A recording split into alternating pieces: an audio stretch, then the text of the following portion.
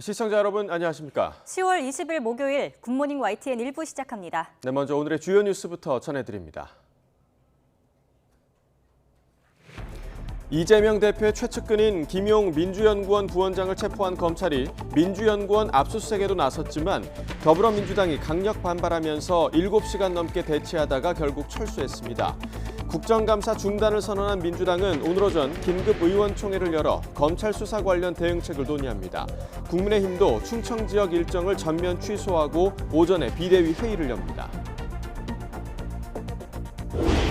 대장동 개발 특혜 의혹으로 재판을 받고 있는 유동규 전 성남도시개발공사 본부장이 구속기한 만료로 오늘 0시 풀려났습니다. 검찰은 유 전 본부장의 결정적인 진술을 토대로 이재명 민주당 대표를 정조준하고 있습니다.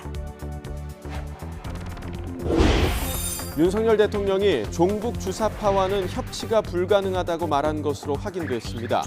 민주당은 야당을 겨냥한 언행이라며 강력 반발했지만 대통령실 측은 북한을 옹호하거나 추종하는 세력을 말하는 것이라고 설명했습니다. 카카오 먹통 사태와 관련해 서비스 부문을 맡은 남궁훈 대표가 책임을 지겠다며 사퇴했습니다. 유료 이용자뿐 아니라 무료 서비스 이용자의 피해도 보상하겠다고 밝혔지만 피해자들의 집단 소송과 대거 탈퇴 조짐 등 후폭풍이 이어지고 있습니다.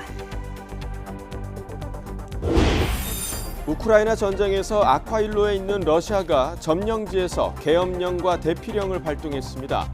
러시아는 자국 내에서도 이동 제한 명령을 내렸는데 불리한 전세는 물론 국내 통제를 강화하기 위한 고육책으로 풀이됩니다. 서울 강남 재건축의 상징으로 꼽히는 대치동 은마아파트 재건축 계획안이 조합 추진위가 설립된 지 19년 만에 서울시 심의를 통과했습니다. 은마아파트는 최고 35층 33개 동 5,700여 세대로 재건축될 예정입니다. 최근 서울시 농수산식품공사의 신입사원 공채 필기시험에서 문제가 잘못 출제돼 응시자들이 재시험을 치렀습니다. 지난 2016년 백기기 논란에 이은 두 번째 출제 오류여서 관리 소홀 지적이 나오고 있습니다. 오늘 아침 기온은 어제보다 1도에서 3도 정도 높겠지만 예년보다 추운 날씨는 계속되겠습니다. 내륙을 중심으로 안개가 짙게 끼는 곳이 있어서 출근길 교통 안전에 유의하셔야겠습니다. 낮부터는 추위가 누그러지면서 완연한 가을을 만끽할 수 있겠습니다.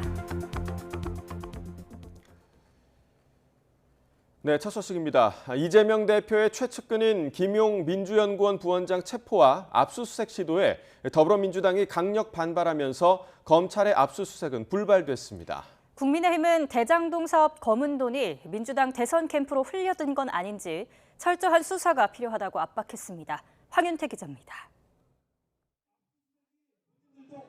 국정감사장을 박차고 나온 민주당 의원들이 여의도 중앙당사 앞에 집결했습니다. 김용 부원장을 체포한 검찰이 곧장 당사 안에 있는 민주연구원 압수수색까지 시도하자 물리적 저지에 나선 겁니다. 본인 물품을 놔두고 본인이 사용했던 PC가 있다면 여기가 아니고 만약에 다른데 그냥 다른 정당 다른 곳에 있었더라도 저희는 압수수색 영장을 받았을 것입니다. 민주당에 대한 압수수색으로 규정하고 또 국정감사에 대한 도발로 규정을 합니다. 그래서 이것을 허용할 수가 없습니다. 당사에 진입하려는 검찰과 이를 막아선 의원단 사이 팽팽한 대치는 7시간 넘게 이어졌습니다. 이재명 대표가 참석한 비공개 심야 최고위가 소집된 후에도 상황 변화가 없자 검찰은 밤늦게 당사에서 철수해 압수수색은 무산됐습니다.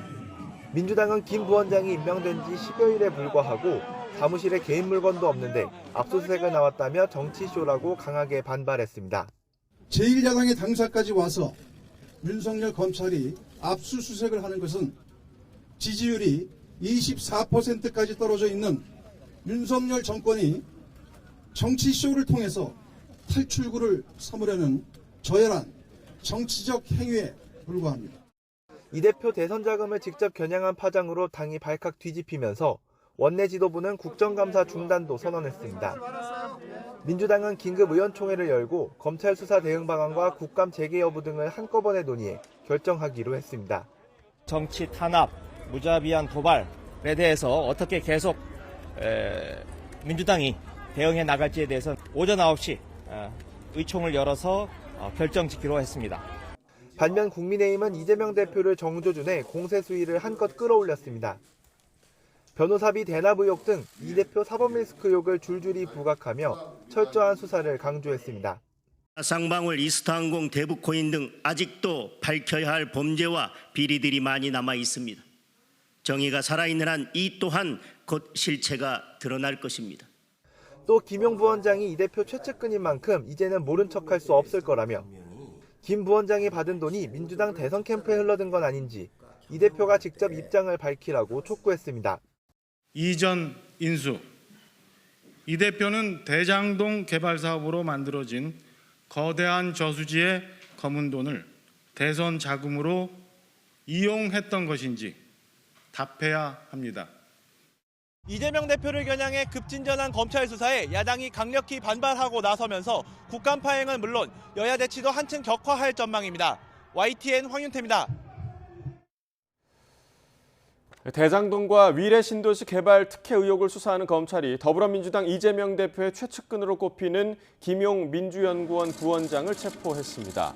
서울중앙지검 반부패 수사 3부는 정치자금법 위반 혐의로 김용 부원장에 대한 체포영장을 집행하고 자택도 압수수색했습니다. 김 부원장은 유동규 전 성남도시개발공사 기획본부장과 대장동 세력에게서 불법 대선 자금 8억여 원을 수수한 혐의를 받는 것으로 알려졌습니다. 검찰은 김 부원장이 유 전 본부장에게 거액을 요구했고 유 전 본부장이 대장동 세력에게 돈을 받아 김 부원장에게 다시 건넨 것으로 의심하고 있습니다. 더불어민주당 이재명 대표는 최측근인 김용 민주연구원 부원장 체포에 말을 아꼈습니다. 하지만 대선 자금 정황을 잡고 이 대표를 직접 겨누고 있는 검찰 수사에 따라 민주당 상황도 급변할 수 있어서 대응책 마련에 고심하고 있습니다. 조성우 기자입니다. 민주당 이재명 대표는 과거 김용 민주연구원 부원장에 대해서 이렇게 말했습니다. 정하고 이제 시정을 이제 같이 했죠. 제 본심과 같은 사람이어서. 대선 경선을 치르던 지난해 10월 유동규 전 성남도시개발공사 본부장이 대장동 의혹 핵심 인물로 지목되자 자신의 측근이 아니라며 지근거리에서 보좌하거나 정진상, 김용 정도는 돼야 한다고도 했습니다. 유 전 본부장과 선을 그으면서 자신과는 무관한 의혹이라고 강조한 겁니다. 하지만 김용 부원장의 체포에 대해서는 입을 굳게 닫았습니다. 김용 부원장 오늘 체포 소식 좀 올라왔는데 어떻게 보시는지. 이전에도 김용 부원장 직접 언급하신 적도 있으셔서요, 측근으로. 일단 당 차원에서는 서해 피격 사건 감사원 감사와 뒤이은 검찰 수사를 비롯해 전 정권을 겨냥한 윤석열 정부 사정당국 칼날을 단일 대우로 막아서고는 있습니다. 쪽대본으로 출발한 대통령실의 기획사정이 마침내 막장 드라마로 치닫고 있습니다. 이 왜곡된 서해 사건의 기획자는 대통령실임이 분명합니다. 하지만 대선 자금 수사가 본격화한다면 셈법은 복잡해질 수밖에 없습니다. 대선 때 이 대표를 도운 선거대책위원회 관계자들까지 줄소환되면서 당이 급속도로 혼돈에 빠질 수 있기 때문입니다. 물론 김용 부원장이 무혐의로 밝혀지거나 개인 비리로 수사가 일단락될 수도 있겠지만 이재명 대표를 겨냥한 검찰 수사는 한둘이 아닙니다. 이 대표의 공직선거법 위반 혐의 재판이 본격화했고 성남FC와 쌍방울그룹 수사까지 속도를 내고 있는데 그러면서 내부 파열음도 커지고 있습니다. 국회 국방위원인 이 대표의 방위산업체 주식 보유 논란에 대선 때 이 대표를 공개 지지했던 전재수 의원이 비판 목소리를 내자 저는 좀 실망스럽습니다. 지지했던 숱하게 많은 사람들이 뉴스도 못 보고 말하자면 이게 널브러져 있는데 이게 혼자 정신 차리고 주식 거래를 한다. 물론 이런 발언을 놓고 친명 대 비명, 묵은 계파 갈등이 다시 수면 위로 떠오르는 양상입니다. 갈치는 갈치를 먹고 크거든요. 예. 큰 갈치 배를 가르면 갈치가 나와요. 그래서 이런 갈치 정치는 지금 이 시국에서 굉장히 심각한 해당 행위에 해당된다. 전재수 의원이 못할 말 했나 하는 생각이 듭니다. 전재수 의원이 갈치라면 안민석 의원은 뭐 완전 대왕갈치 아니냐 싶네요. 당대표의 사법 리스크가 현실화하면 당이 받을 타격도 치명적일 수 있다는 점에서 앞으로 어떻게 대응하느냐가 취임 2달이 채 되지 않은 이 대표의 리더십을 좌우할 거란 관측입니다. YTN 조성호입니다. 대장동 개발 특혜 의혹으로 재판을 받고 있는 유동규 전 성남도시개발공사 본부장이 구속기한 만료로 풀려났습니다. 유 전 본부장은 오늘 새벽 0시 수감돼 있던 서울구치소에서 382일 만에 석방됐습니다. 유 전 본부장은 취재진들의 질문에 죄송하다고 말한 뒤 미리 준비된 택시를 타고 자리를 떠났습니다. 유 전 본부장은 대장동 개발 당시 하천대유 이익에 맞춰 사업을 설계하고 공사에 최소 1,800억 원대 손해를 끼친 배임 혐의로 기소돼 구속 상태로 재판을 받아왔습니다. 검찰이 대장동 특혜 의혹의 핵심 인물인 유동규 전 성남도시개발공사 기획본부장에게 석방을 약속했다는 주장과 관련해 검찰 수사를 흠집내기 위한 근거 없는 허위 주장이라고 밝혔습니다. 서울중앙지방검찰청은 수사팀이 유 전 본부장을 회유했다는 주장과 관련해 입장문을 내고 법원에서 대장동과 위례 재판을 병합하지 않기로 결정해 구속기간이 만료돼 석방되는 것일 뿐 그런 약속을 한 적이 없다고 부인했습니다. 윤석열 대통령이 국민의힘 원외 당협위원장들과의 회동에서 종북 주사파와는 협치가 불가능하다고 말한 것으로 확인됐습니다. 과연 어떤 세력을 지칭한 것인지 추측이 난무했는데 민주당은 당장 반발했고 대통령실은 기본 원칙을 언급한 거라며 확대 해석을 경계했습니다. 박소정 기자입니다.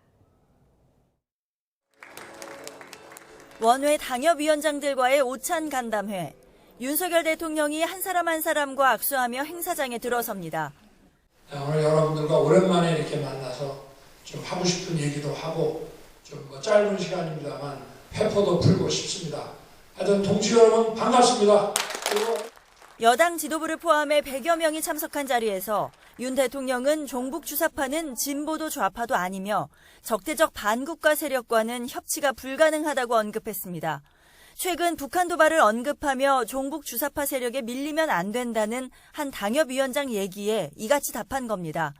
또 경제가 어렵고 안보 상황도 녹록치 않다며 이런 때일수록 중요한 건 자유민주주의 체제에 대한 확신을 갖는 것이라고도 강조했습니다. 복수의 참석자들은 윤 대통령이 종북 주사파라는 단어를 여러 차례 언급했다고 전했는데 발언이 알려지자마자 다양한 해석이 나왔습니다. 한 원외 인사는 민주당 전체라기보다 민주당 내 이른바 강경파를 지칭한 것으로 본다고 말했고 또 다른 인사는 문재인 총살감 발언으로 논란이 된 김문수 경사노위 위원장의 언급과 맥을 같이 하는 것 아니겠느냐고도 했습니다. 윤 대통령이 대선 후보일 때 했던 발언도 다시 회자됐습니다. 북한의 주사 이론 이런 거 배워가지고 그 민주화 운동의 대열에 낑겨가지고 이번 문재인 정권 들어서서 국가와 국민을 약탈하고 있습니다. 대통령실 고위 관계자는 YTN과 통화에서 북한을 옹호하거나 추종하는 세력이 여전히 우리 사회에 존재한다며 그런 부류를 말하는 것이라고 설명했습니다. 대통령실 공지에서도 국가 보위가 첫 번째 책무인 대통령으로서 기본적 원칙을 언급한 것이라며 정치적으로 왜곡하는 일이 없길 바란다고 선을 그었습니다. 더불어민주당은 곧바로 반발했습니다. 국회의 협치 대상이 될 수 있는 정당이 몇이나 되느냐며 김문수 위원장에 이어 윤 대통령이 제1야당을 종북 주사파로 매도하는 것이냐고 반문했습니다. 공교롭게도 민주당 압수수색이 이뤄진 날 나온 발언이라 이를 두고 더욱 설왕설래하는 가운데 야당과의 협치는 물 건너간 것이란 전망까지 나옵니다.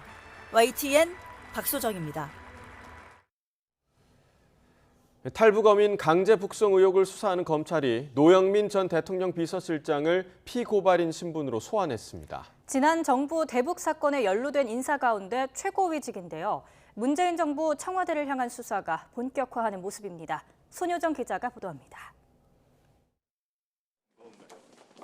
노영민 전 비서실장은 탈북어민 2명이 우리 해군에 납포된 지 이틀 만인 2019년 11월 4일 청와대에서 관계기관 회의를 주재했습니다. 검찰은 당시 회의에서 어민들을 북으로 돌려보내라는 정부 방침이 정해졌다고 의심하고 있습니다. 이때를 기점으로 당시 국가정보원이 쓴 합동조사보고서 내용이 달라졌다고 보기 때문입니다. 애초 국정원은 납포된 탈북 어민들이 귀순 의사를 밝혔고 자백한 동료 선원 살인 혐의도 더 수사해봐야 한다는 보고서를 작성했습니다. 하지만 청와대 회의 이후 관계기관에 공유된 보고서에선 이런 내용 대신 대공 혐의점 없는 단순 월선이라는 표현 등이 추가된 것으로 알려졌습니다. 이런 과정을 거쳐 어민들은 나포 닷새 만에 판문점을 통해 북송됐습니다.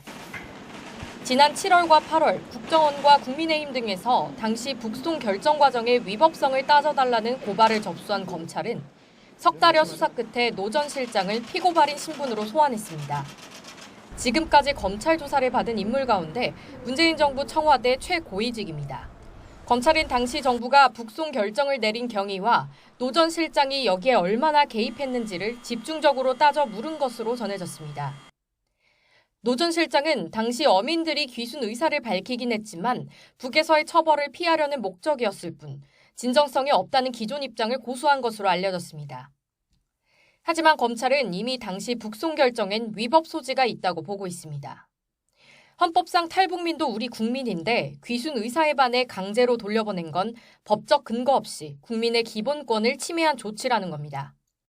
노영민 전 실장 조사를 계기로 정의용 당시 국가안보실장과 서훈 전 국가정보원장 등 핵심 윗선들의 소환도 초읽기에 들어갔다는 관측이 나옵니다. YTN 손유정입니다. 카카오의 남궁훈, 홍은택 대표이사는 판교 데이터센터 화재로 인한 통신장애로 큰 불편을 겪은 이용자들에게 회사의 준비와 대응이 미흡했다며 공식으로 사과했습니다. 이들은 어제 경기 성남시 백현동에 있는 카카오 판교 아지트에서 대국민 사과 회견을 열고 관계 당국의 조사와 요청에 성실히 협조하고 철저한 원인 규명과 재발 방지를 위해 노력하겠다고 밝혔습니다. 특히 남궁훈 대표는 이 자리에서 회사의 쇄신과 변화를 위해 대표직을 내려놓고 재난대책 소위를 맡아 사건 재발 방지 대책을 마련하는 데 주력하겠다고 말했습니다.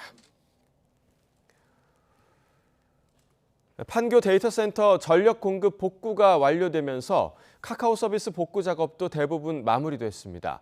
하지만 먹통 사태로 인한 피해자들이 집단 소송을 준비하고 대거 탈퇴 조짐도 보이는 등 후폭풍이 이어지고 있습니다. 박정현 기자가 보도합니다. 지난 15일 카카오 서비스가 먹통이 된 뒤 줄곧 접속이 막혔던 카카오와 다음 메일. 사고 닷새 만에 주요 기능들이 정상적으로 다시 작동하기 시작했습니다. 불이 났던 SK 데이터센터에 전력 공급이 정상화되면서 주요 카카오 서비스도 대부분 복구가 마무리된 겁니다. 카카오 측은 민감 장치인 서버 특성상 장비 점검 등 절차를 걸쳐야 해 전력이 다시 공급되더라도 단숨에 모든 서버가 정상 가동되진 않는다고 설명했습니다. 그러면서 서비스가 정상화되더라도 전송되는 데이터가 몰리면 일부 지연이나 오류 등이 발생할 수 있다고 덧붙였습니다. 한꺼번에 전원을 다 올려버리면은 이것도 또 문제인 거죠. 그러다가 한꺼번에 전원을 잘못 올리다가 이제 장비가 고장 날 수도 있고. 복구 작업은 막바지에 다다르고 있지만 먹통 사태에 따른 후폭풍도 이어지고 있습니다. 카카오 서비스 중단으로 실질적인 피해를 본 이용자들은 집단 소송을 준비하고 있습니다. 카카오가 화재 등을 미리 대비하지 못한 과실에 대해 손해배상을 청구하겠다는 겁니다. 그런데 지금도 이제 뭐 여러 가지 유형의 그 문의가 들어오고는 있습니다. 배상을 받을 수 있을지 이런 부분들을 좀 검토해서 진행해야 되는 단계인 것 같습니다. 카카오 서비스 대신 다른 앱으로 갈아타는 이른바 탈카카오 조짐도 나타나고 있습니다. 스마트폰 앱스토어에는 카카오톡처럼 메신저 기능을 가진 라인 이용자 수가 이틀 만에 85만 명 증가하고 무티 네이버 지도 등 다른 카카오 서비스를 대체할 수 있는 앱들도 인기 순위에 올랐습니다. 다만 사고 이튿날 카카오톡 이용자 207만 명이 이탈하기도 했지만 서비스가 점차 정상화되면서 대부분 이용을 재개해 이탈 규모가 크진 않을 거로 전망됩니다. 지난 2010년 출시된 뒤 국민 대다수가 사용하는 앱으로 성장한 카카오톡. 지난 주말부터 이어진 먹통 사태로 사회 곳곳에 적잖은 충격을 준 만큼 복구가 완료되더라도 논란은 쉽게 가라앉지 않을 전망입니다. YTN 박정현입니다. 평택 제빵 공장에서 20대 여성 노동자가 기계에 끼어 숨지는 사고가 발생한 뒤 SPC 측 대응을 두고 논란이 커지고 있습니다. 노동자의 안전보다 이윤만을 중시한다는 비판과 함께 불매운동 움직임도 확산하고 있습니다. 김철희 기자입니다. 작업복을 입은 노동자들이 반죽기를 이용해 샌드위치 속 재료를 만들고 있습니다. 노조는 사망사고가 발생한 공장에서 이튿날에도 작업이 이루어졌다며 해당 영상을 공개했습니다. 사고 발생 이후에도 아무런 입장 발표 없이 해외 진출 홍보 자료만 배포했던 SPC 그룹은 이틀 뒤에야 허영인 회장 명의로 사과문을 내놨습니다. 온라인 커뮤니티와 SNS 등에선 직원이 사고로 숨졌는데도 대응이 너무 안일하다는 여론이 들끓었습니다. SPC 불매라는 해시태그를 달거나 SPC 계열사 제품을 정리한 표를 올리고 대신 이용할 수 있는 브랜드 제품을 공유하는 등 불매 운동도 확산하고 있습니다. 시민단체들의 비판도 이어졌습니다. 민주사회를 위한 변호사 모임은 노동자의 안전보다 생산성과 이윤만을 중시하는 행태를 여실히 보여준다며 철저히 수사해 엄중 처벌해야 한다고 강조했습니다.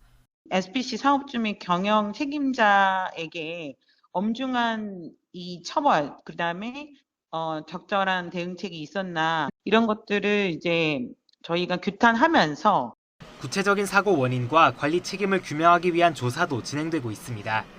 고용노동부는 사고가 난 기계에 안전장치가 없었던 점과 2인 1조 근무 규정이 제대로 지켜지지 않은 점 등이 산업안전보건법과 중대재해처벌법 위반에 해당하는지 검토하고 있습니다. 경찰은 안전 담당 책임자를 업무상 과실치사 혐의로 입건해 안전규정 준수 여부 등을 조사할 계획입니다. 3대 가장 많이 빈번하게 발생하는 사고 중 하나로 끼임 사고를 저희가 듭니다. 특별한 안전 조치가 없었다라는 거는 사전에 규정으로만 안전이 존재를 했고 회사에서 여러 가지 조치는 미흡하지 않았나. 유족이 정확한 사망 원인을 확인하기 위해 동의하면서 부검도 진행됐습니다. 국립과학수사연구원은 대개 구두 소견으로 먼저 1차 분석 결과를 내놓지만 이번 사안은 중대성을 고려해 감정서로 결과를 통보하겠다고 밝혀 정확한 사인이 나오기까지는 시간이 더 필요할 것으로 보입니다. YTN 김철입니다. 비피더스 요구르트로 유명한 범롯데가의 푸르밀이 다음 달 사업을 종료하고 전 직원을 해고하기로 하면서 파문이 확산하고 있습니다. 특히 푸르밀이 적자 타령을 하면서도 폐업이 아닌 사업 종료를 택한 배경에 대해 의구심이 커지고 있는 상황인데요. 직원들만 손쉽게 정리해고하고 수백억 원대의 법인세는 내지 않으려는 꼼수라는 겁니다. 이승윤 기자입니다. 서울 물레동의 푸르밀 본사. 경영진은 다음 달 30일까지 사업을 종료하고 모든 임직원을 정리해고하겠다고 이메일로 알렸습니다. 갑작스럽고 일방적인 통보였습니다. 직원들은 당황하고 분노했지만 자신들만큼 힘들어할 거래처를 걱정하고 있습니다. 곤란해하고 되게 좀 많이 좀 화가 나 있는 상태예요. 지금 정시에 출근해갖고 혹시라도 우리 거래처들 원부자들 납품하거나 이런 거래처들 돈 못 받을까봐 재고 파악해서 우리를 해고한 오너들한테 결제를 올릴 준비를 하고 있어요. 유제품을 공급받던 대형마트와 편의점, 군부대들은 부랴부랴 대책 마련에 나섰습니다. 그래서 당장 큰 영향은 없습니다. 또한 신규 업체 발굴 등 적극적으로 대처할 예정입니다. 이번 사태로 푸르밀에 원유를 납품해왔던 축산 농민들도 당황하기는 마찬가지입니다. 농민들은 오는 25일 이곳 푸르밀 본사 앞에서 항의 집회를 연다는 계획입니다. 푸르밀은 지난 1978년 롯데 우유로 시작해 TV 광고로 유행어를 탄생시키며 인지도를 키웠습니다.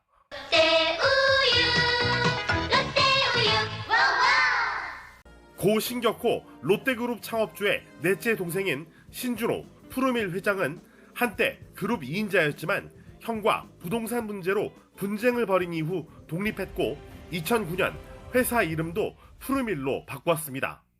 한때 비피더스 요구르트 등으로 인기를 끌며 2012년엔 연 매출 3천억 원을 찍기도 했습니다.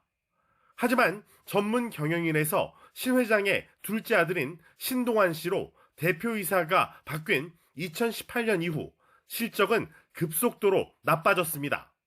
정말 이런만 하는 데는 우리밖에 없을 거예요. 사업군에 대한 확장이라든지 투자 그런 것들을 많이 준비하고 했었는데 현재 푸르밀의 자산 규모는 물레동 본사 부지를 포함해 전주와 대구 공장, 부산 해운대 부동산 등을 합쳐 1,200억 원 정도입니다. 이런 상황에서 사주는 무슨 이유로 폐업이나 청산이 아닌 사업 종료를 택한 것일까? 이에 대해 노조는 법인을 청산하면 영업 손실에 따른 수백억 원대 법인세 면제 혜택을 반납해야 해 이를 피하기 위한 꼼수로 정리해고를 택한 것으로 보고 있습니다. 사업 종료로 돼 있지 이게 폐업도 아니고 청산 절차도 아닙니다. 법인이 살아있는 상태에서 직원들만 해고한다는 내용인데 푸르밀의 본사 직원은 350여 명, 대리점은 500여 개에 달합니다. 이런 가운데 고용노동부는 푸르밀의 전 직원에 대한 해고 통보 절차와 요건이 적법한지 사실 확인 조사에 나섰습니다. YTN 이승윤입니다.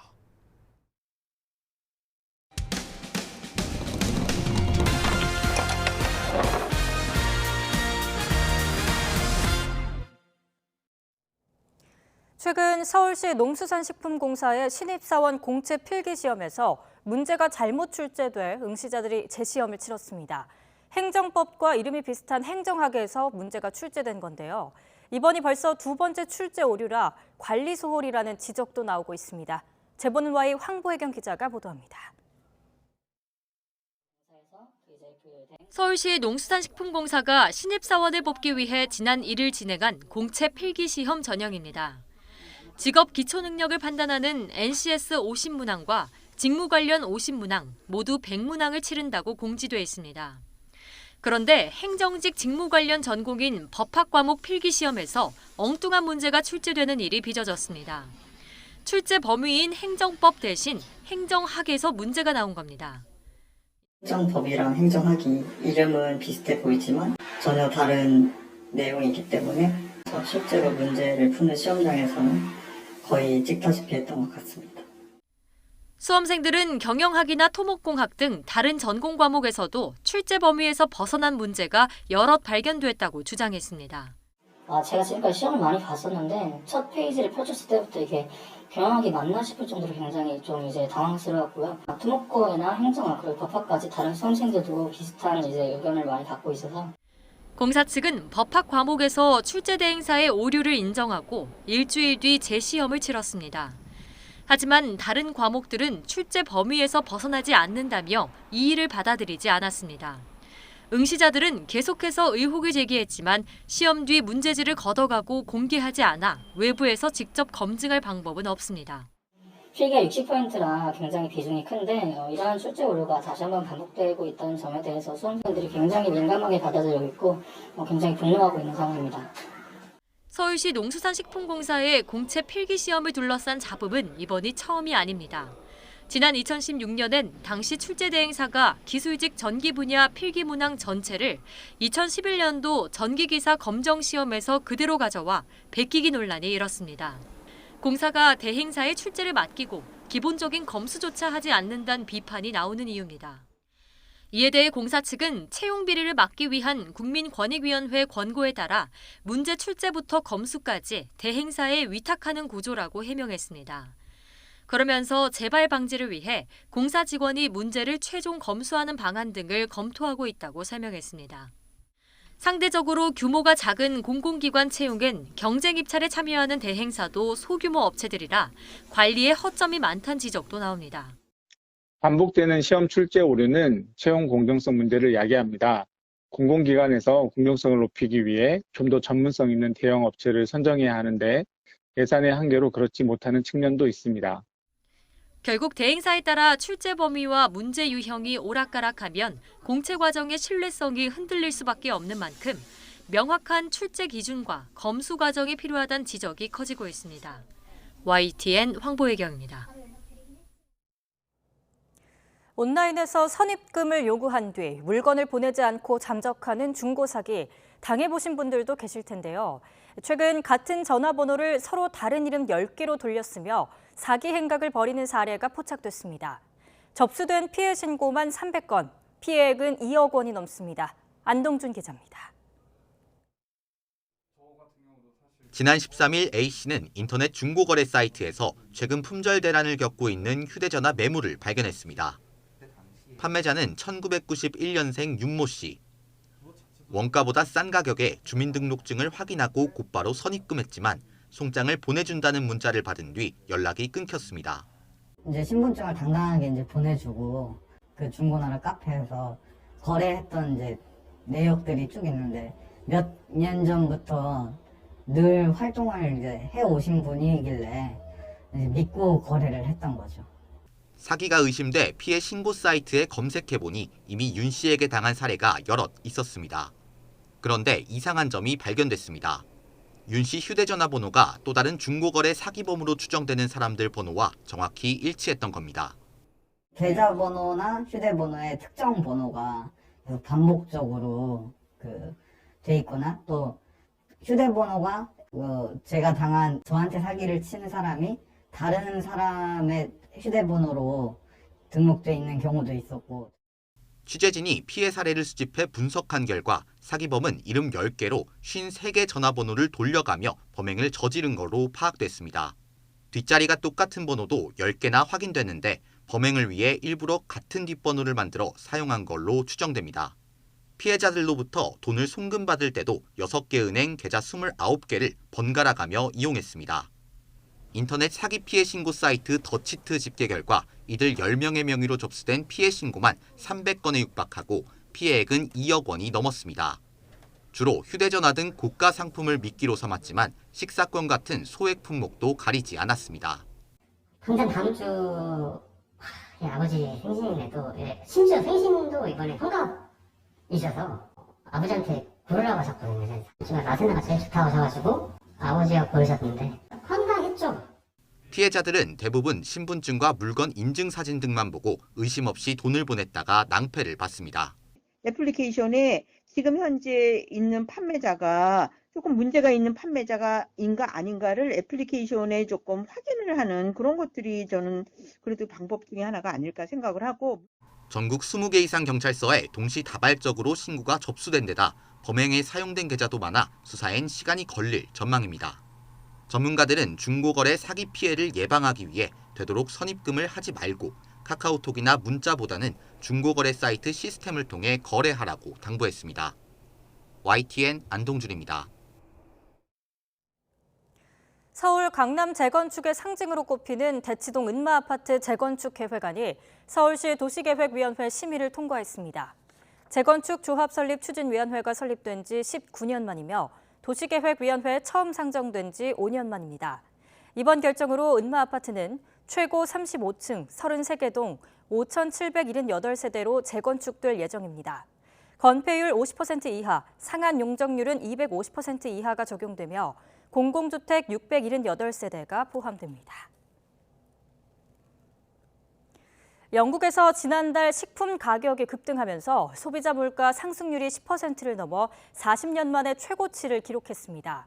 유럽중앙은행은 인플레이션에 대응해 이달의 기준금리를 또다시 0.75%포인트 인상할 거란 전망이 나왔습니다. 이종수 기자입니다. 영국 통계청은 지난달 소비자 물가지수가 지난해 같은 달보다 10.1% 올랐다고 밝혔습니다. 8월 9.9%보다 소폭 오르고 40년 만에 최고였던 7월과 같은 수치입니다. 통계청은 식품 가격이 14.5% 뛰면서 1980년 4월 14.6% 이래 최고 상승률을 기록했다며 대신 유가가 다소 하락했다고 말했습니다. 두 자릿수 물가 상승률은 다음 달 초 영국 중앙은행 잉글랜드은행의 금리 인상폭 확대로 이어질 것으로 보입니다. 유럽 중앙은행이 인플레이션에 대응해 이달에 기준금리를 또다시 0.75%포인트 인상할 것이란 전망이 나왔습니다. 이코노미스트 60여 명을 대상으로 실시한 로이터 설문조사 결과 응답자 대다수는 유럽 중앙은행이 오는 27일 통화정책회의에서 현재 1.25%와 0.75%인 기준금리와 수신금리를 각각 2%와 1.5%로 인상할 것으로 전망했습니다. 이러면서 연말 기준금리와 수신금리는 2.5%와 2%에 이를 것으로 예상됐습니다. 앞서 유럽 중앙은행은 지난 7월 기준금리를 0.5%포인트 올린 데 이어 지난달에는 0.75%포인트 인상하면서 추가 금리 인상이 이뤄질 것으로 예상했습니다. We took today's decision and expect to raise interest rates further because inflation remains far too high and is likely to stay above our target for an extended period. 유럽 중앙은행이 이처럼 지난달 자이언트 스텝으로 물가 대응 속도를 한층 높였지만 천정부지로 오른 에너지 가격 여파 등으로 인해 여전히 물가는 잡히지 않고 있습니다. YTN 이종수입니다. 북한이 그제에 이어 어제 또다시 서해 완충구역으로 포사격에 나서면서 적들의 군사 도발에 대한 대응이라고 주장했습니다.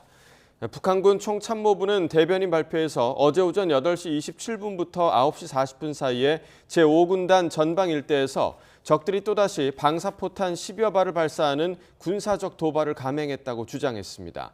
그러면서 이에 대응해 북한군 동부와 서부 전선 부대들에 다시 한번 동서해상으로 위협 경고 사격을 진행하라는 지시를 했다고 밝혔습니다.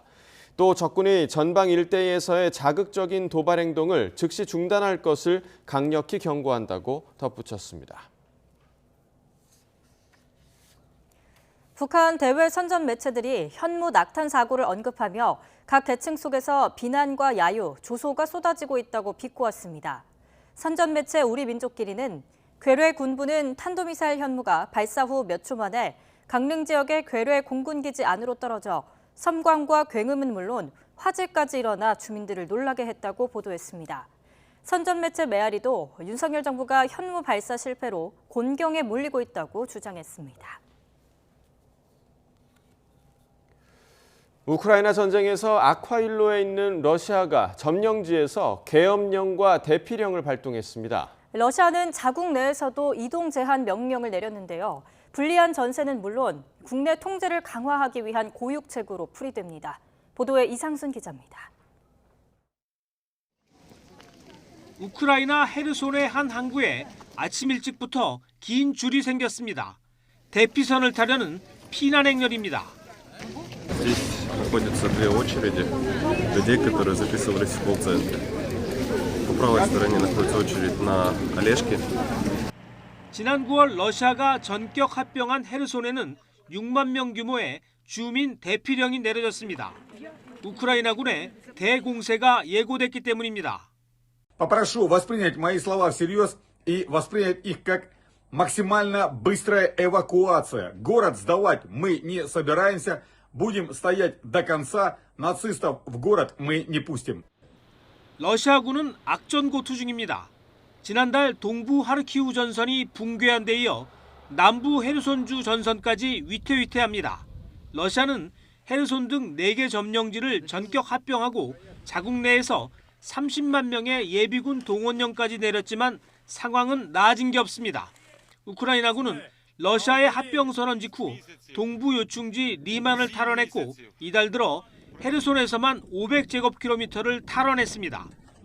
결국 5개월 만에 러시아 국가안보회의가 다시 소집됐습니다. 도네츠크와 루안스크, 헤르손, 자포리자주 등 4곳에 계엄령이 선포됐습니다. 총력 방어 체제입니다. Продолжаются обстрелы. Гибнут мирные люди. Неонацисты используют откровенно террористические методы диверсии на объектах жизнеобеспечения. Устраивают покушения на представителей местных органов власти. 푸틴 대통령은 자국 내 80여 개 지역 수반에게 군사작전 지원 등을 위한 생산 증대와 관련한 추가 권한을 부여했습니다. 또 우크라이나 접경에는 이동 제한 명령도 발동했습니다. 사실상의 전시체제인데 이마저 실패할 경우 푸틴 대통령에겐 총동원령을 통한 전면전과 핵공격 같은 극단적 카드만 남게 될 전망입니다. YTN 이상순입니다. 중국 공산당의 핵심인 정치국 상무위원들이 시진핑의 측근들로 물갈이 될 거란 예측 보도가 잇따르고 있습니다. 홍콩 등 중화권 매체 수뇌부 인선 과정을 흘려 여론을 떠보는 작업이란 말도 들리는데요. 베이징에서 강정규 특파원이 보도합니다. 5년 전 중국 공산당 19차 대회 폐막 이튿날 처음 소개된 정치국 상무위원 7명. 당시 시진핑과 리커창을 뺀 5명이 교체됐는데 홍콩 매체의 예측 기사와 일치했습니다. 유력한 후계자로 지목되어 온 후춘화, 천민월 등이 낙마할 거란 분석도 적중했습니다. 중국 공산당이 중화권 매체를 활용해 차기 수뇌부 인선에 대한 세간의 반응을 떠본다는 말이 나오는 이유입니다. 在刚才召开的中共19届一中全会上选举产生了新一届中共中央领导机构 이번엔 리커창을 비롯해 7상8하 나이 제한 원칙에 따라 최대 4명이 교체될 걸로 점쳐집니다. 당내 개파 간 균형을 맞췄던 5년 전과 달리 상무위 진입 후보로 거론되는 4명 모두 시진핑의 사람들입니다. 전국인민대표대회 상무위원장 하마평에 오르는 왕후님까지 시진핑 계열로 본다면 수뇌부 전원이 시진핑 1색으로 바뀔 수도 있습니다. 이미 당대의 공식 석상에선 시진핑을 인민영수로 떠받드는 발언이 줄지어 나오고 있습니다. 과거 황제의 권력을 누렸던 마오쩌둥 시절에나 들리던 말입니다. 习近平总书记就是我们这个伟大时代产生的杰出人物，众望所归的人民领袖。 지도부 인선에 대한 중국식 여론 떠보기가 시작된 가운데 큰 반발이 없다면 시진핑 1인 체제는 더욱 굳어질 전망입니다. 베이징에서 YTN 강정규입니다. 다음 달 미국의 중간 선거를 앞두고 미국인들의 최대 관심사는 바이든 대통령과 민주당이 강조하는 낙태권 이슈보다 경제인 것으로 나타났습니다. 로이터 통신이 미국 성인 1000명을 대상으로 여론조사한 결과 미국이 직면한 가장 큰 문제로 31%가 경제와 실업, 일자리 등 경제 상황을 꼽은 반면 낙태 문제를 꼽은 응답자는 7%에 불과했습니다. 바이든 대통령의 지지율은 지난주 조사와 같은 40%를 유지하며 정체를 보였습니다. 오늘 낮부터는 때이른 추위가 물러나고 계절의 시계가 제자리를 되찾겠습니다. 다만 아침까지는 초겨울처럼 쌀쌀한 날씨가 이어지겠는데요. 현재 서울 기온은 6.8도로 예년 기온을 3도가량 밑돌고 있습니다. 하지만 낮부터는 서쪽에서 따뜻한 공기가 유입되면서 기온이 19도까지 오르는 등 예년 이맘때 날씨를 회복하겠습니다. 오늘도 전국적으로 맑은 날씨가 이어지겠습니다. 다만 아침까지 내륙 곳곳에 짙은 안개가 끼겠고 서리가 내리는 곳도 있겠습니다. 또 낮 동안에는 대체로 대기질이 양호하겠지만 밤부터는 대기 정체로 인해 일부 중서부 지역에서 공기가 탁해지겠습니다. 현재 기온 살펴보겠습니다. 현재 서울 기온 6.8도, 대구는 4.1도를 나타내고 있습니다. 낮 동안에는 어제보다 기온이 2에서 4도가량 오르겠습니다. 오늘 낮 기온 서울과 대전 19도, 광주는 22도가 예상됩니다. 주말까지는 예년 이맘때 수준의 가을 날씨가 이어지겠지만 다음 주 초반에는 날이 다시 쌀쌀해질 전망입니다. 지금까지 날씨 정보였습니다. 이재명 대표의 최측근인 김용 민주연구원 부원장을 체포한 검찰이 사무실 압수수색에도 나섰지만 더불어민주당이 강력 반발하면서 7시간 넘게 대치하다 결국 철수했습니다. 국정감사 중단을 선언한 민주당은 오늘 오전 긴급 의원총회를 열어 검찰 수사 관련 대응책을 논의합니다. 국민의힘도 충청 지역 일정을 전면 취소하고 오전에 비대위 회의를 엽니다. 대장동 개발 특혜 의혹으로 재판을 받고 있는 유동규 전 성남도시개발공사 본부장이 구속기한 만료로 오늘 0시에 풀려났습니다. 검찰은 유 전 본부장의 결정적인 진술을 토대로 이재명 민주당 대표를 정조준하고 있습니다. 윤석열 대통령이 종북 주사파와는 협치가 불가능하다고 말한 것으로 확인됐습니다. 민주당은 야당을 겨냥한 언행이라며 강력 반발했지만 대통령실 측은 북한을 옹호하거나 추종하는 세력을 말하는 것이라고 설명했습니다.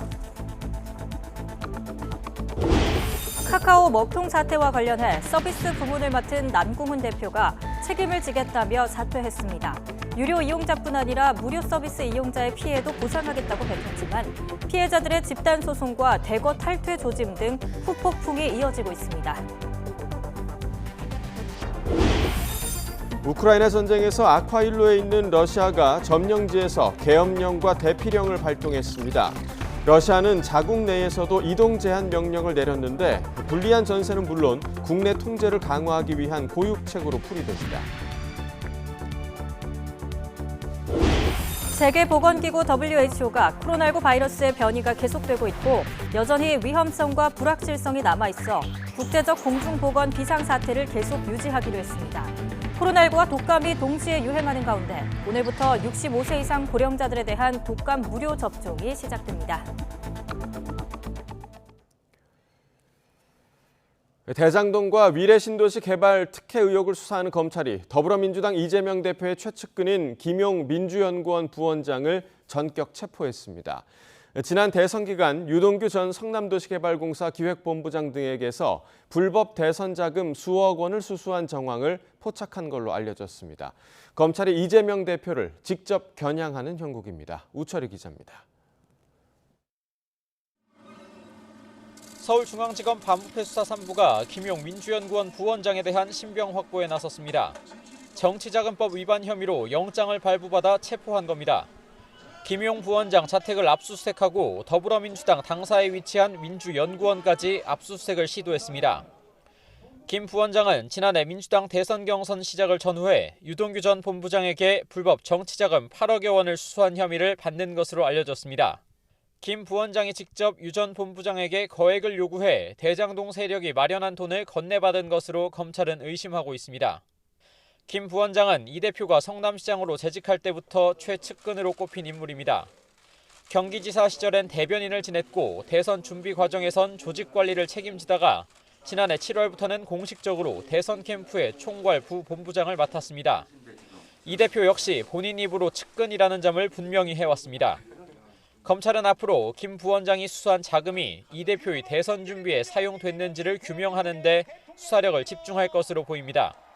관련자 진술 등을 통해 이 대표가 지시했거나 알고도 묵인했는지를 밝혀낼 수 있느냐가 수사의 핵심이 될 전망입니다. 검찰은 일단 체포 시한인 48시간 동안 충분한 조사를 벌인 뒤 구속영장 청구 여부부터 결정할 예정입니다. 김 부원장은 입장을 내고 불법 대선 자금 수수는 전혀 사실이 아니라면서 없는 죄를 만들어내는 독재 시절로 회귀하고 있다고 밝혔습니다. 검찰 수사가 대장동과 위례신도시 특혜 의혹에서 불법 대선 자금 수수 의혹이라는 새로운 국면으로 접어든 가운데 칼끝이 이재명 대표를 직접 향하고 있습니다. YTN 우철입니다. 지난해 가을부터 전담 수사팀을 꾸려 대장동 의혹을 대대적으로 파헤쳐온 검찰은 1년여 만에 측근의 불법 자금 수수 혐의를 캐 이재명 민주당 대표를 정조준하고 있습니다. 그동안 답보 상태였던 윗선 수사의 돌파구는 결국 줄곧 구속 상태에서 추가 수사를 받아온 유동규 전 본부장의 진술이 결정적이었다는 분석이 나오고 있습니다. 나혜인 기자입니다. 지난 대선을 집어삼킨 검찰의 대장동 수사는 화천대유로 대표되는 막대한 부동산 개발 특혜 의혹에 집중됐습니다. 지난해 9월 전담 수사팀 출범과 동시에 대대적인 강제 수사에 나선 검찰은 2달 만에 유동규, 김만배, 남욱 등 대장동 일당을 차례로 구속 기소하는 성과를 냈습니다. 하지만 관심을 끌었던 로비 의혹은 곽상도 전 의원을 재판에 넘기는 선에서 그쳤고 당시 성남시장이었던 이재명 대표를 비롯한 윗선 규명은 아예 실패했다는 평가를 받았습니다. 그러나 정권이 교체된 뒤 전면 재편된 수사팀은 석 달 만에 이 대표의 핵심 측근을 불법 정치자금 수수 혐의로 체포했습니다. 검찰 안팎에선 결국 이재명 성남시의 부동산 개발 사업을 막후에서 주물렀던 유동규 전 본부장의 입이 막혔던 혀를 뚫었다는 평가가 나옵니다. 이미 1년여 전부터 광범위한 계좌 추적 등이 이루어진 상황에서 당사자 진술 없이 새로운 불법 자금 흐름을 포착하긴 쉽지 않다는 의견이 많습니다. 유 전 본부장은 지난해 10월 뇌물 등의 혐의로 재판에 넘겨진 뒤 휴대전화 증거인멸 교사 혐의로 추가 기소돼 줄곧 구속 상태에서 검찰 조사를 받아왔습니다. 최근 위례신도시 개발 특혜 혐의까지 수사망이 넓어진 뒤론 검찰의 소환 요구에 불응했다가 구치소에서 체포되기도 했습니다. 또 검찰은 김용 민주연구원 부원장이 유 전 본부장과 불법 자금을 주고받는 과정에서 남욱 변호사를 비롯한 대장동 세력이 돈줄이나 전달자 역할을 했다고 의심하고 있습니다. 유 전 본부장뿐 아니라 다른 당사자들의 교차 진술도 어느 정도 확보한 거란 관측이 나옵니다. 김용 부원장을 체포한 검찰의 칼끝은 결국 이재명 대표의 대선 자금까지 뻗어나갈 것으로 보입니다. 지난달 위례신도시 특혜 혐의로 추가 기소된 유 전 본부장은 법원이 추가 영장을 발부하지 않아 일단 1심 구속기한 만료로 1년여 만에 출소하게 됐습니다. YTN 나힌입니다. 이재명 대표의 최측근인 김용 부원장의 불법 정치자금 수수 혐의와 관련한 검찰의 민주연구원 압수수색이 무산됐습니다. 서울중앙지검 반부패 수사 3부는 어제 서울 여의도 더불어민주당 당사에 있는 민주연구원에 대한 압수수색 영장 집행을 시도했습니다.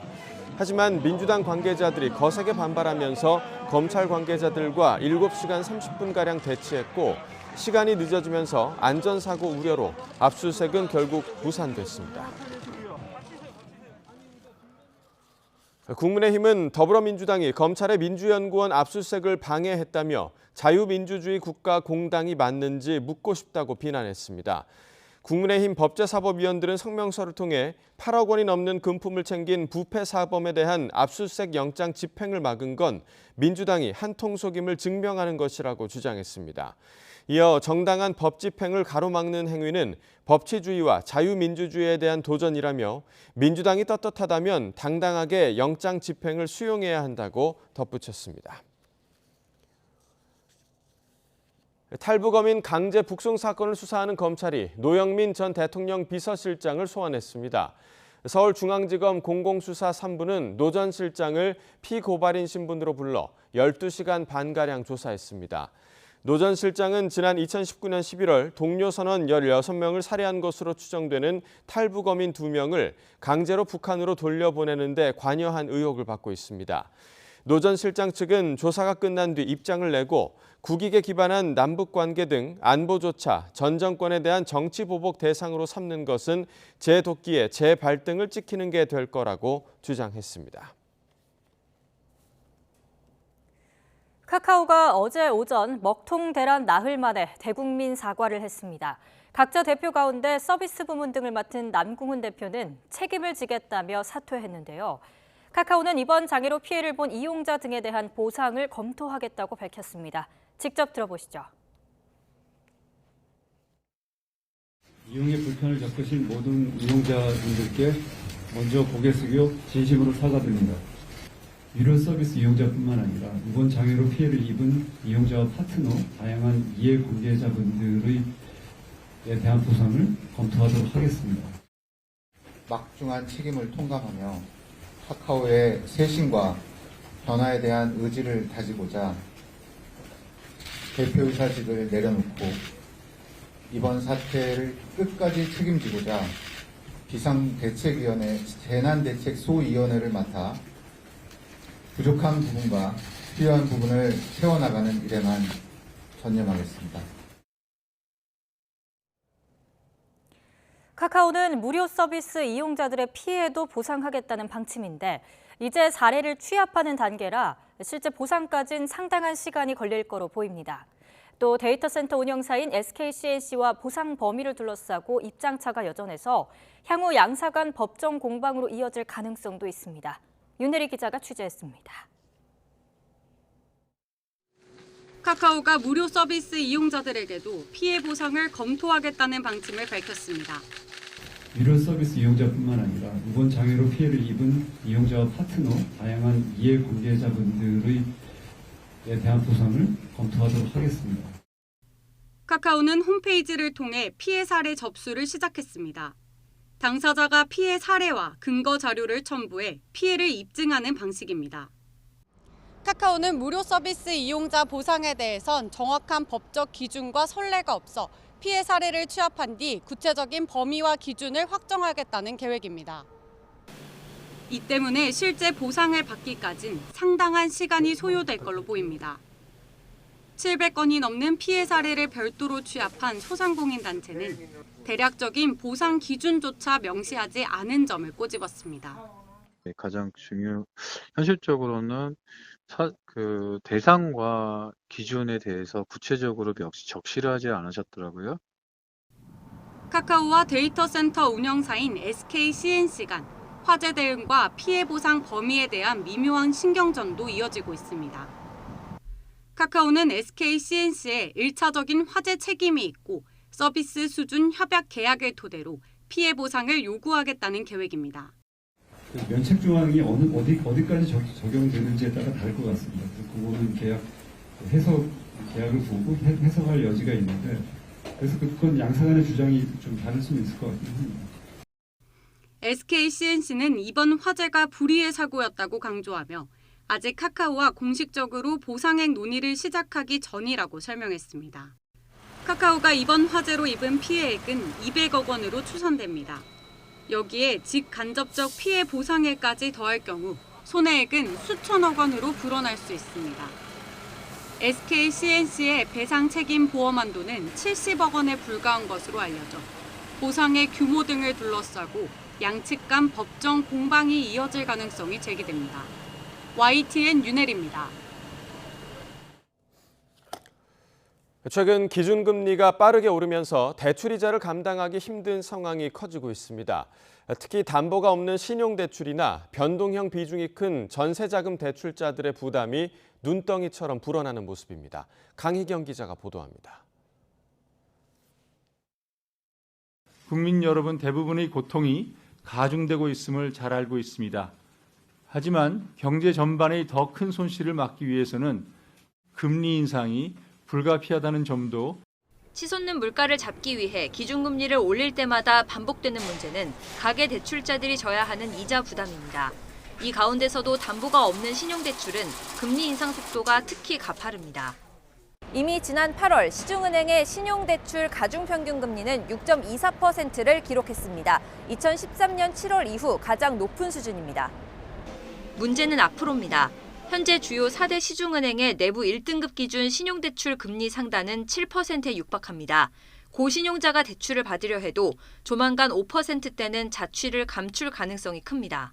직장인들이 돈이 급할 때 많이 사용을 하는데 금리가 7, 8%까지 오른 상황이라서 급한 돈이 필요할 때 어떻게 해야 될지 걱정입니다. 무섭게 오르는 금리에 신용대출 상환액은 빠른 속도로 줄고 있습니다. 신용대출을 포함한 기타 대출은 지난달 2조 1천억 원 감소해 9월 기준으로 가장 크게 줄었고 지난해 12월 이후 줄곧 내리막입니다. 전세자금 대출도 상황이 좋지 않긴 마찬가지입니다. 금융감독원 자료를 보면 은행권 전세자금 대출 잔액 가운데 무려 94%가 변동금리형으로 집계됐습니다. 실거주 목적으로 대출을 받았지만 불어나는 이자를 고스란히 감당해야 하는 상황인 겁니다. 실제 한 시중은행이 전세대출과 신용대출 6억 원을 받은 사례를 분석한 결과 2년 새 월 이자액은 132만 원에서 259만 원으로 불어났습니다. 전세 대출의 경우 한 7점대 후반의 금리가 예측이 되고 있고 아무래도 이 신용대출의 금리는 전세 대출보다 조금 더 빠르게 오를 가능성이 있기 때문에 7점대 극후반에 가까이 갈 가능성이 높다라고 보시면 될 것 같습니다. 고물가를 잡기 위한 금리 인상에 서민들의 이중고가 점차 깊어지고 있습니다. YTN 강희경입니다. 대우조선해양 파업 사태 이후 석 달 만에 정부가 원하청 이중구조 개선책을 내놨습니다. 조선업계의 이중구조 문제가 규제나 재정 투입으로는 해결되지 않는다고 보고 업계 스스로 해법을 찾도록 지원하겠다는 건데요. 노동계는 정부의 의지가 보이지 않는 허울뿐인 대책이라고 비판했습니다. 최명신 기자가 보도합니다. 대우조선해양 파업으로 드러난 조선업계 하청 노동자들의 현실은 잔인했습니다. 야근과 특근 휴일 근로까지 원천 근로자보다 연평균 90일을 더 일하는데 임금은 절반 수준에 그쳤습니다. 정부는 이런 조선업의 이중구조 문제가 산업 특성의 기인에 30년 이상 고착화한 것으로 규제나 재정 투입으로는 해결이 어렵다고 결론냈습니다. 대신 다음 달 주요 조선사와 협력업체, 정부와 전문가 등이 참여한 원하청 상생협의체를 구성하고 내년 초까지 상생협력 실천협약을 체결하도록 지원하겠다고 밝혔습니다. 조선업계가 자율적으로 상생협력의 새로운 해법을 마련해야 합니다. 정부는 조선업계의 노력에 부응하여 규제를 혁신하고 각종 지원에 최선을 다하겠습니다. 상생협약은 기성금 지급을 늘리고 원하청 근로자가 이익을 공유하며 직무와 숙련도를 중심으로 임금 체계를 바꾸고 다단계 하도급 구조를 개선하는 데 방점이 찍힙니다. 하청 근로자를 산업재해와 임금 체월에서 보호하기 위한 원하청 통합 안전보건협의체를 구성하고 복리후생을 확대하며 정규직 채용 기회도 줍니다. 정부는 5년간 매년 협약 이행 상황을 평가하고 결과에 따라 인센티브를 지원한다고 밝혔습니다. 하지만 노동계는 사실상 정부는 아무것도 하지 않겠다는 말이라며 대책이라고 볼 수 없다고 강하게 비난했습니다. 원청에서 예전에 직접 고용했던 일들을 다 외주로 돌리고 다단계 하도급 구조를 만든 것이 문제인데 정부가 이 문제에 개입하지 않겠다고 선언한 거라고 비판했습니다. 결국은 원청하고 하청 회사들하고 잘 테이블 마련해서 우리가 판 깔아줄 테니까 잘 해봐. 뭐 이런 거잖아요. 그러니까 정부는 거기서 뭘 하겠다라는 구체적인 역할이 없어요. 정부가 조율한 조선업 상생협력 공동선언식엔 하청기업, 노동자들의 자리는 없었습니다. 우리 노동시장의 뿌리 깊은 이중구조를 해결하기 위한 이번 첫 시도가 갑을 관계를 넘어 성과를 낼 수 있을지 첫발부터 우려의 시선이 쏠립니다. YTN 최명신입니다. 스토킹 처벌법이 시행된 지 1년이 지났지만 신당역 사건 등 스토킹 피해가 끊이지 않자 법무부가 대응책을 내놨습니다. 스토킹 초기부터 가해자에게 전자발찌를 채우고 피해자에겐 신변 안전 조치를 도입하는 등 처벌과 보호를 강화하기로 했습니다. 홍민기 기자입니다. 경찰 신변보호를 받던 여성이 스토킹 끝에 살해된 중구 오피스텔 사건. 신당역 용무원이 300여 차례 넘게 스토킹 당하다가 숨진 신당역 사건.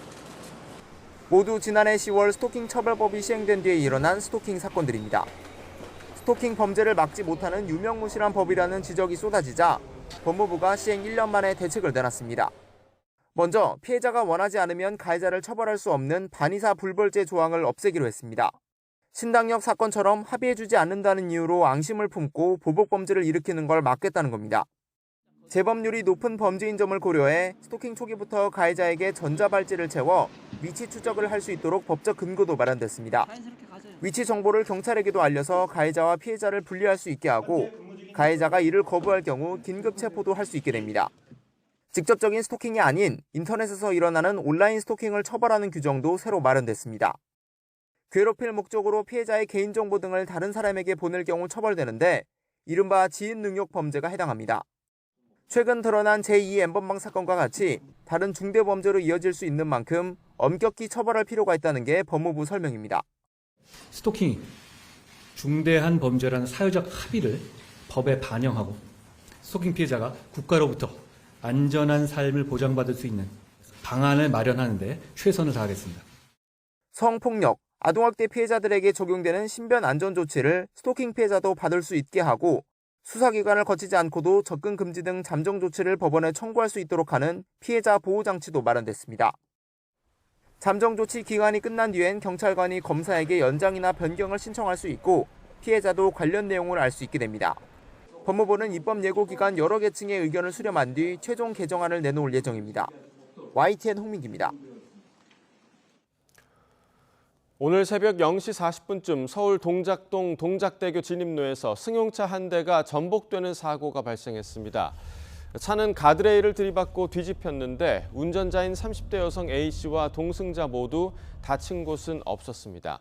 경찰은 A씨의 혈중 알코올 농도가 면허 취소 수준이라고 확인해 조만간 음주운전 혐의로 입건할 예정입니다. 어제 오전 9시 반쯤 김포 통진읍의 한 사거리에서 한 60대 여성이 길을 건너다 지게차에 치여 숨지는 사고가 발생했습니다. 김포경찰서는 교통사고 처리 특례법상 치사 혐의로 지게차 운전자인 60대 남성을 입건해 조사하고 있습니다. 경찰 조사에서 이 남성은 인근 차고지로 차를 옮기던 중이었고 여성을 보지는 못했다고 진술한 것으로 알려졌습니다. 미리 보는 오늘입니다. 더불어민주당이 오늘 긴급 의원총회를 열고 이재명 대표 대선 자금을 겨냥한 검찰 수사 관련 대응책을 논의합니다. 오전 9시부터 국회 본청에서 열리는 의총에는 이 대표와 박홍근 원내대표 등 당 지도부가 모두 참석하고 의원들도 국정감사 참석을 미룬 채 의총 토론에 참여합니다. 민주당은 어제 오후부터 중단한 국감을 재개할지 여부도 논의해서 결정할 예정입니다. 국민의힘이 어젯밤 문자 메시지를 통해 예정된 충청 지역 일정을 취소하고 오늘 오전 9시 국회에서 비대위 회의를 연다고 밝혔습니다. 검찰이 더불어민주당 여의도 중앙당사 압수수색을 시도하며 민주당과 충돌하자 국회 상황을 예의주시할 필요가 있다고 판단한 거로 보이는데요.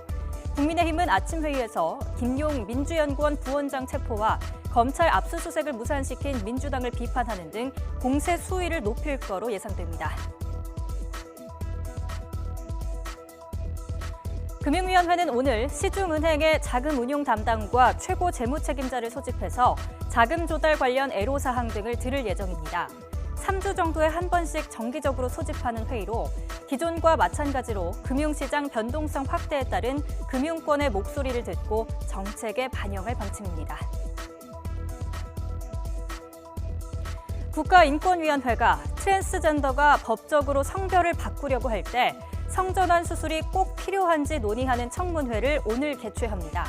인권위는 이번 청문회에서 대법원 관계자와 의사 등 전문가와 성별 정정을 위해 재판받고 있는 당사자 의견을 폭넓게 청취해 합리적인 성별 정정 허가 기준을 검토하겠다고 밝혔는데요. 재판의 판단 기준이 되는 관련 대법원 예규에는 성전환 수술 여부가 참고사항으로 돼 있지만 실제 대다수 재판에서는 수술 여부가 성별 정정 결정을 가르는 중요 기준으로 작용하는 것으로 알려졌습니다. 지금까지 미리 보는 오늘이었습니다.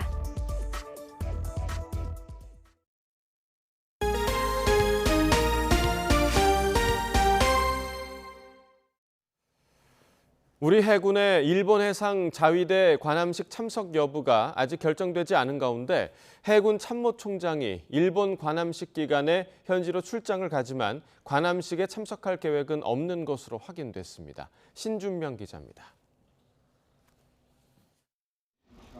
YTN이 확보한 이종호 해군 참모총장의 일본 출장 계획안입니다.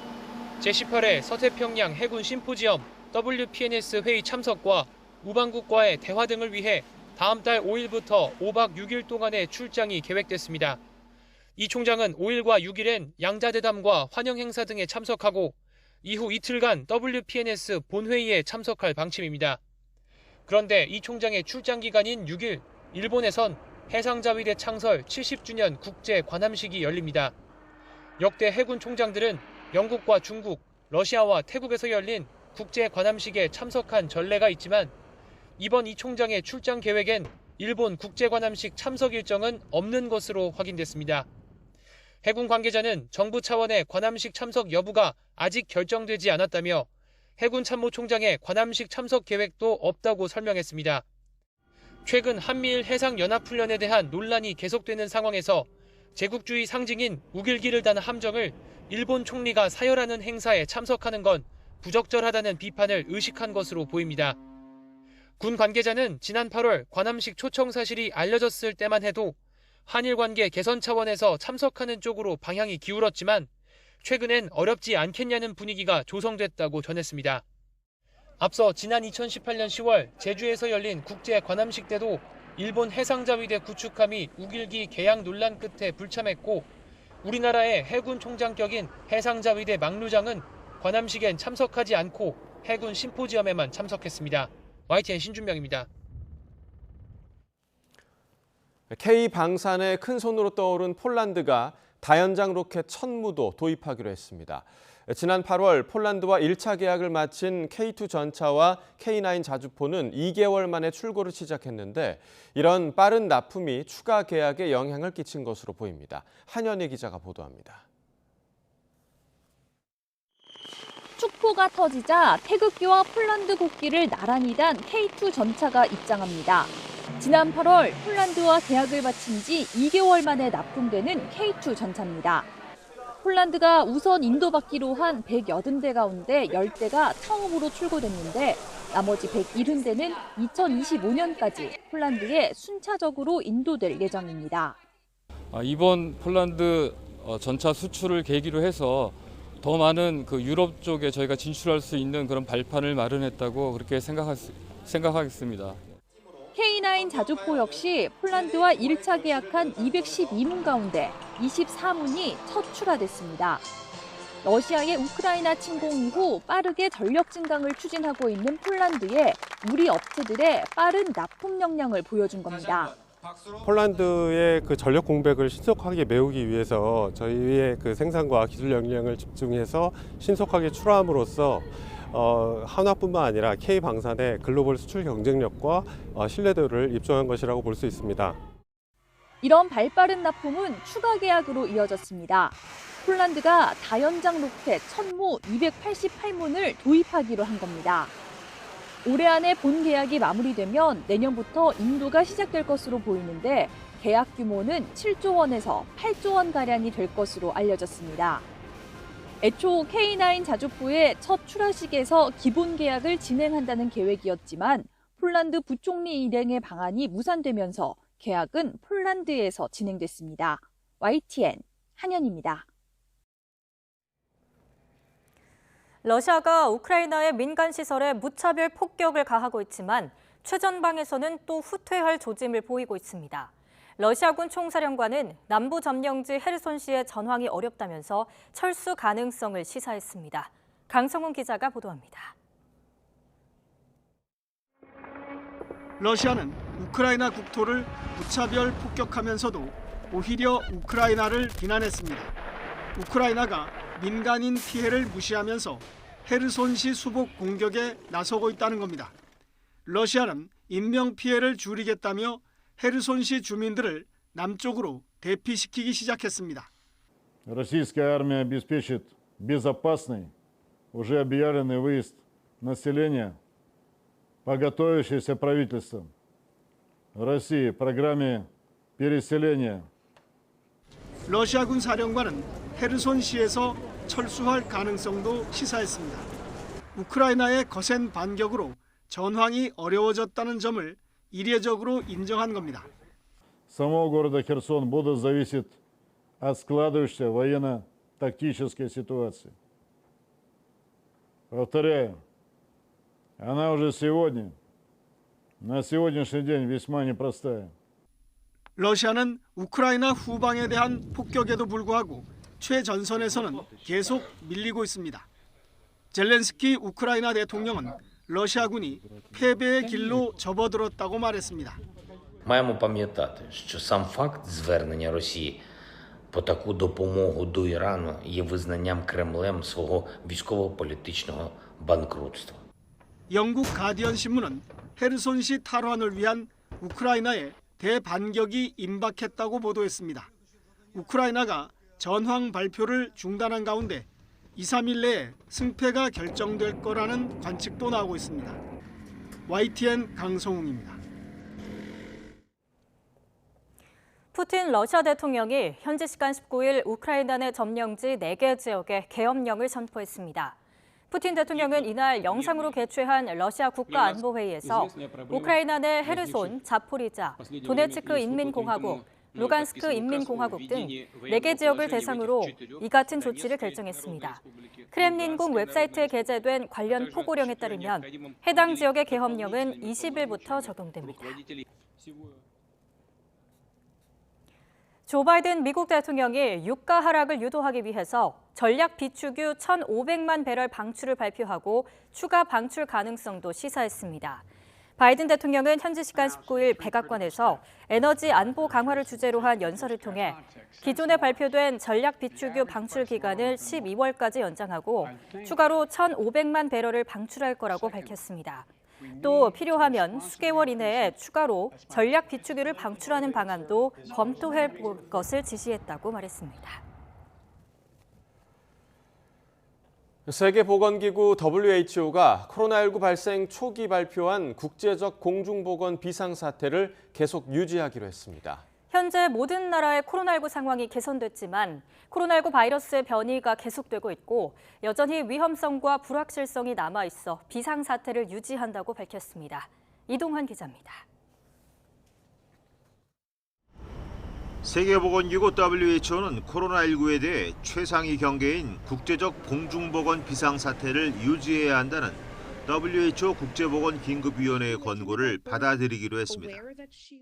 The committee's view is that COVID-19 remains a public health emergency of international concern, and I agree. 지난주 열린 긴급위원회에선 코로나19 발생 이후 처음으로 비상사태 해제 여부를 논의했지만 만장일치로 시기상조라는 결론을 내렸습니다. 모든 나라의 코로나19 상황이 개선됐지만 코로나19 바이러스의 변이가 계속되고 있는 상황에서 위험성과 불확실성이 여전하다는 이유에서입니다.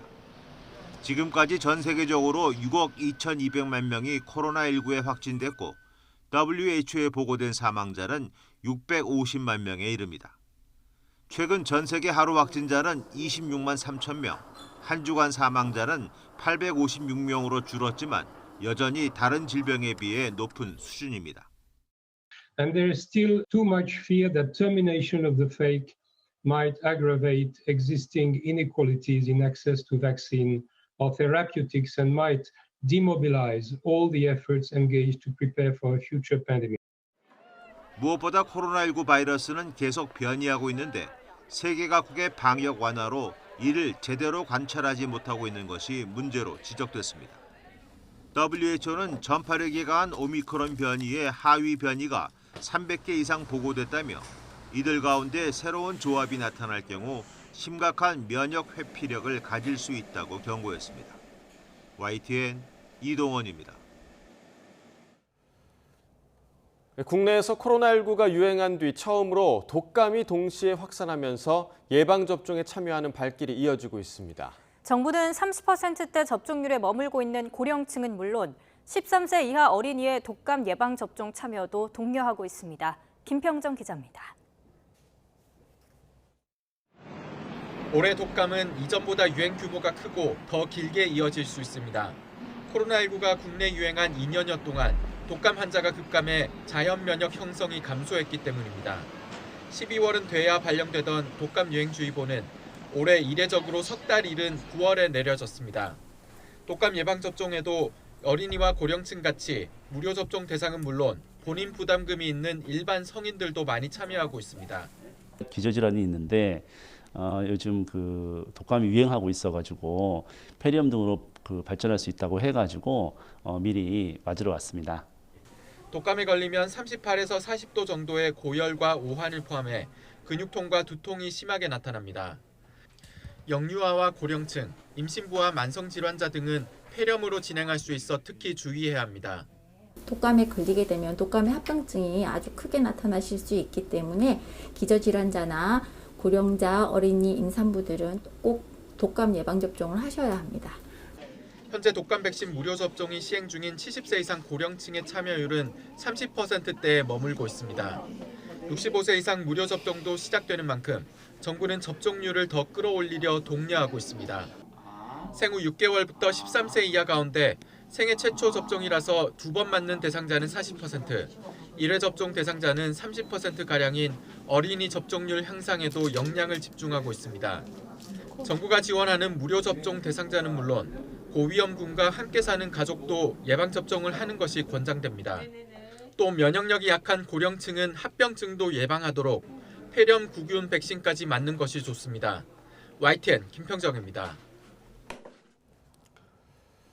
프로야구 준플레이오프 3차전에서 타선이 폭발한 키움이 KT를 완파하고 시리즈 전적 2승 1패로 다시 한 발 앞서갔습니다. 이제 키움은 남은 2경기에서 1승만 추가하면 LG가 기다리는 플레이오프에 오르게 된 반면 KT는 홈에서 벼랑 끝에 몰렸습니다. 김상익 기자입니다. 키움 타선은 KT 토종 에이스 고용표를 1회부터 몰아붙였습니다.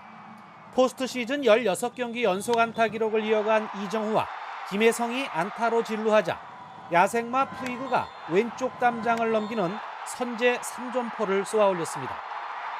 무려 8할 때 상대 전적의 고용표 천적답게 체인지업을 기다렸다는 듯이 정확하게 걷어올렸습니다.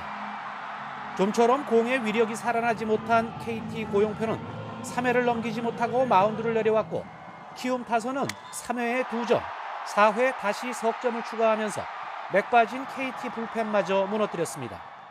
Contento, estuve preparándome en lo que estábamos en los entrenamientos y esperando a que se decidiera quién iba a jugar los playoffs. Me he preparado y entonces gracias a Dios han salido las cosas como el juego de hoy. 키움 선발 애플러는 5이닝 동안 삼진 5개를 잡아내면서 KT 타선을 6안타 1실점으로 틀어막아 분수령으로 예상된 3차전 선발 싸움에서 완승을 거뒀습니다. 선발 투수는 서영준 선수인데 서영준 선수가 잘 끌어주면 저희 나머지 불펜을 총동원해서 끝까지 5차전까지 갈 수 있도록 하겠습니다. KT는 키움 유격수 신준호가 역대 포스트 시즌 한 경기 최다 실책인 3개의 실책을 남발하는 사이 주자를 쌓아갔지만 결정적인 한 방이 부족했습니다. 중요한 순간마다 쏟아진 병살타가 추격 의지에 찬물을 끼얹었습니다.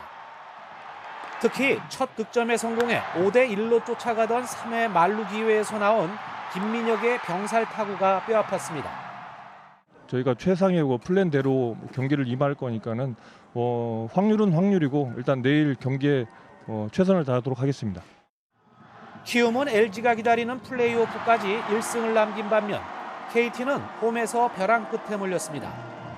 지금까지 KBO 역대 준 플레이오프에서 1승 1패 뒤 3차전을 승리한 팀은 단 한 번의 예외 없이 100% 플레이오프에 진출했습니다. YTN 김사익입니다.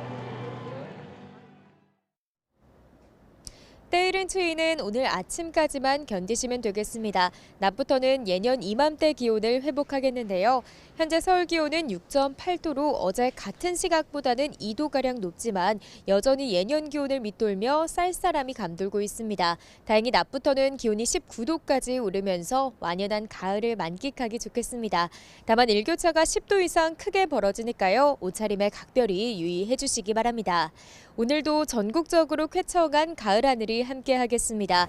다만 아침까지 내륙 곳곳에 짙은 안개가 끼겠고 서리가 내리는 곳도 있겠습니다. 출근길 안전운전 하시기 바랍니다. 현재 기온 살펴보겠습니다. 현재 서울 기온 6.8도, 대전 3.8도, 대구는 4.1도를 나타내고 있습니다.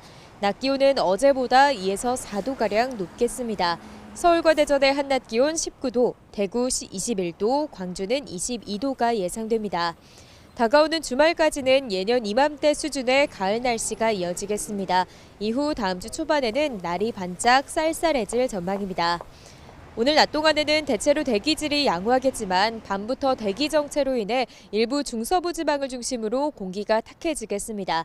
이 지역에서는 내일까지 대기질이 나쁨 수준을 유지할 것으로 보이니까요. 호흡기 건강 관리에 각별히 유의해 주시기 바랍니다. 지금까지 서울 상암동에서 YTN 윤수빈입니다.